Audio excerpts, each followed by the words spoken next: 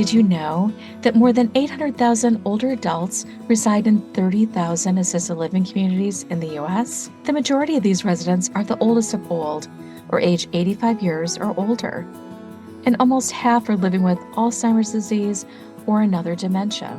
Services offered when residing in an assisted living community can vary greatly, so understanding the differences is important, especially when selecting the best setting to help your loved one live the best life possible.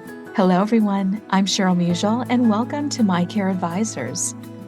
In this episode, Assisted Living, Knowing Your Options, we are joined by Mary Beth Visniski. She's the owner of Care Patrol West Kalamazoo. Mary Beth is a certified senior advisor, certified placement and referral specialist, certified Alzheimer's disease and dementia care trainer, and she's also a certified dementia practitioner. She will share her insight on what an assisted living is and need-to-know information as one considers the senior living option.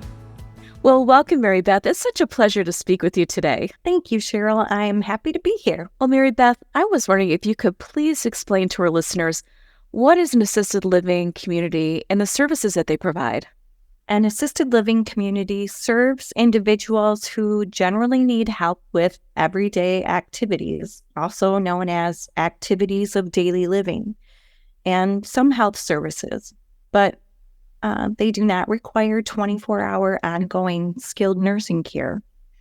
The range of services provided can vary greatly from community to community.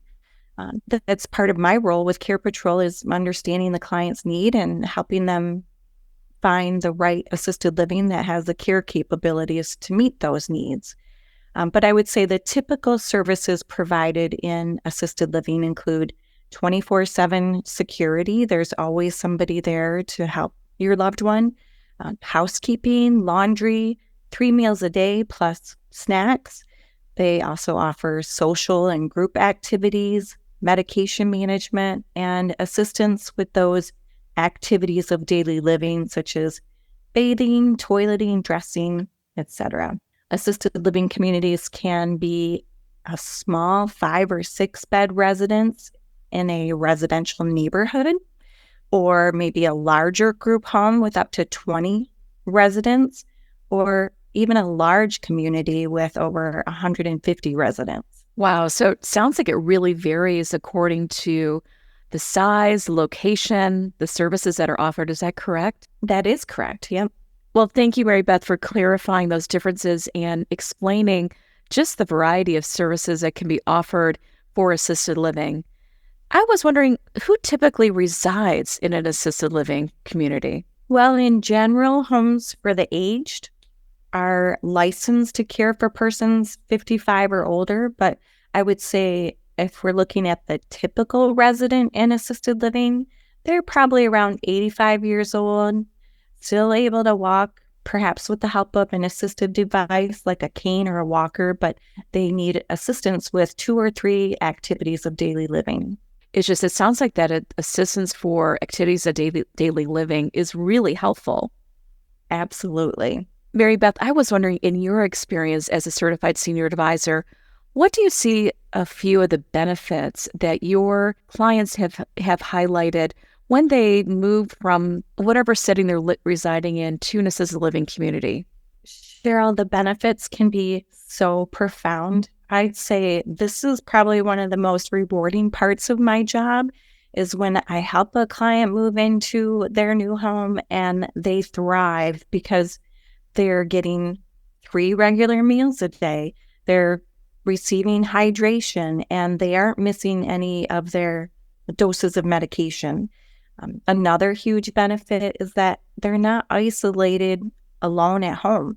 Socialization is such an important part of our well-being. Even if they aren't typically joiners in group activities, simply sharing a meal with other residents 3 times a day has such a positive impact. And they have a built-in community of their peers to interact with. Moving to an assisted living can provide a renewed independence. I remember working with a dear woman who she was really struggling with her mobility, and after a couple of falls, her children forbade her from using the stairs. So she felt trapped on the main level of her own home. And moving to her new home in assisted living really gave her a sense of freedom. Oh, I can only imagine the impact and the difference that you helped her make in her life, and just love that the whole independence, renewed focus. That's just really incredible. Absolutely. That's my favorite part of my job.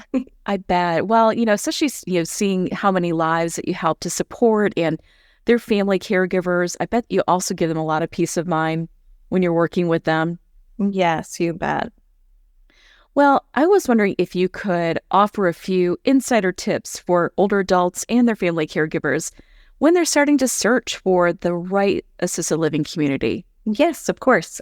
Well, I guess my first piece of advice would be to call Care Patrol. A placement professional can help guide you through everything you need to know. But one point of caution that I would like to warn anyone researching senior care options about is regarding online searches. Do not enter your information in an online search to receive pricing or a list of communities. Sometimes it may even appear that you are messaging a local community directly, but you are actually providing your personal information to an online senior referral company. These companies put you on a list that is sent to numerous communities where your information will be entered into multiple databases and viewed by anyone that can access that data. You will then receive emails and phone calls from every community on the list. I've worked with families who have reported dozens and dozens of sales calls that just something no one needs, and especially at a time when you're already overwhelmed by your loved one's health crisis. Some other advice I have is to confirm the assisted living is licensed in your state and review any violation history. I would also advise older adults to have a discussion with their financial advisor. And if there's any concern about depleting their resources, find an attorney who specializes in elder law and Medicaid planning. Care Patrol can also connect you with those types of trusted resources as well. Another piece of advice is to tour a few communities, even if you think you know which assisted living you might want. You might be pleasantly surprised to find something even better. Request to join a meal at a community to check out the food. Oh, those are such great tips. I especially love the thought of going for that tour and just seeing what happens at that specific location, that specific community. Do you help family members and older adults with the tour setup? And if so, how does that work? And then do you have like a checklist or anything that you could share with our listeners? Oh, you bet, Cheryl. Yes, we tour with our clients, much like a realtor will show families to new homes. Sometimes just walking into a community, you have a feel right away whether that's going to be a good fit for your loved one. And we certainly do provide a checklist for our clients. We bring to their attention some things that they might want to look for that they might not otherwise think of. I can only imagine, like you mentioned, about putting your name in one of the online referral sources and getting barraged with a whole bunch of emails and phone calls, especially, at 3:00 in the morning. That's usually when I'm awake thinking about what do I need to do, or, being stressed about something. So that adds to the stress. Right.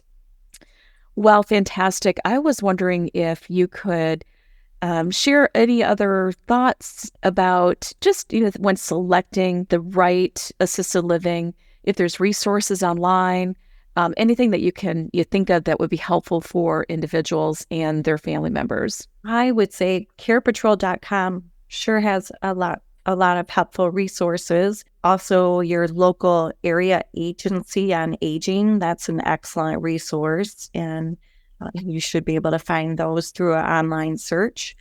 There's also the National Center for Assisted Living. They offer some really great resources for consumers who are looking for assisted living options. Yeah, those are some really great resources. Well, Mary Beth, it's been a pleasure to speak with you today. And I was wondering, just to close it up with our listeners, can you share any additional thoughts, considerations as older adults and their family caregivers are looking for the right care option? Yeah, thank you for having me, Cheryl. It's really been a pleasure talking with you. I guess I would just want to say that many older adults have misconceptions about assisted living.